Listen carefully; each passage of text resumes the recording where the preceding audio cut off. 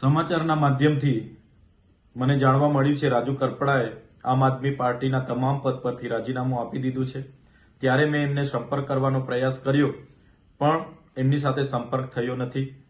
હું જ્યાં સુધી રાજુભાઈને ઓળખું છું ત્યાં સુધી એ ખેડૂતોના મજબૂત નેતા છે। આમ આદમી પાર્ટીમાં રહીને ખેડૂતોના ન્યાય માટે અનેક લડતો એમણે લડી છે। એમાંની એક લડત બોટાદ કડદા પ્રથા નાબૂદ કરવા માટે એમણે હળદરમાં આંદોલન કર્યું। એ દરમિયાન એમને 100 દિવસથી પણ વધારે જેલમાં પણ રહેવું પડ્યું। ત્યારે આ ભાજપ સરકારની નીતિ રહી છે કોઈ પણ વિપક્ષના નેતાને ડરાવવાનું ધમકાવવાનું દબાવીને કઈ રીતના એમના તરફે લઈ જવું, કઈ રીતના આંદોલનને દબાવી દેવું, આંદોલનને તોડી દેવું, એ જ નીતિનો ઉપયોગ એમણે આ વખતે રાજુભાઈ કરપડા પર પણ કર્યો છે। જેના બસ થઈને રાજુભાઈ કરપડાએ રાજીનામું ધર્યું હશે એવું મને લાગી રહ્યું છે। જે પ્રકારે આમ આદમી પાર્ટીએ પૂરા ગુજરાતમાં ખેડૂતોની સાથે રહીને જે લડત આખી ઊભી કરી છે એ લડત આજે પણ આમ આદમી પાર્ટી લડે છે અને આવનારા દિવસોમાં પણ લડવા માટે આમ આદમી પાર્ટી કટિબદ્ધ છે।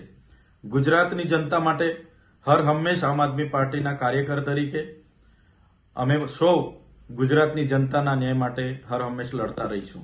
નમસ્કાર મિત્રો, જય જવાન જય કિસાન। તાજેતરમાં રાજુભાઈ કરપડાના રાજીનામાના સમાચાર સાંભળીને હું વ્યક્તિગત રીતે ખૂબ દુઃખી છું, કારણ કે હળદર મુકામે મેં અને રાજુભાઈ બંનેએ ગુજરાતના ખેડૂતો માટે એક મજબૂત લડાઈ લડી, ગુજરાતના ખેડૂતો માટે એક મજબૂત અવાજ ઉઠાવવાનો અમે બંનેએ પ્રયત્ન કર્યો અને ત્યારબાદ આ ગુજરાતના ખેડૂતોની લડાઈને તોડી નાખવા માટે, ગુજરાતના ખેડૂતોની આ ક્રાંતિને પૂરી કરી દેવા માટે ગુજરાતની આ ભાજપ સરકારે મને અને રાજુભાઈને અને બીજા અન્ય નિર્દોષ ખેડૂતોને ષડયંત્ર કરી અને 108 દિવસ સુધી અમને જેલમાં ગોંધી રાખ્યા, ખોટી રીતે અમને જેલમાં નાખ્યા।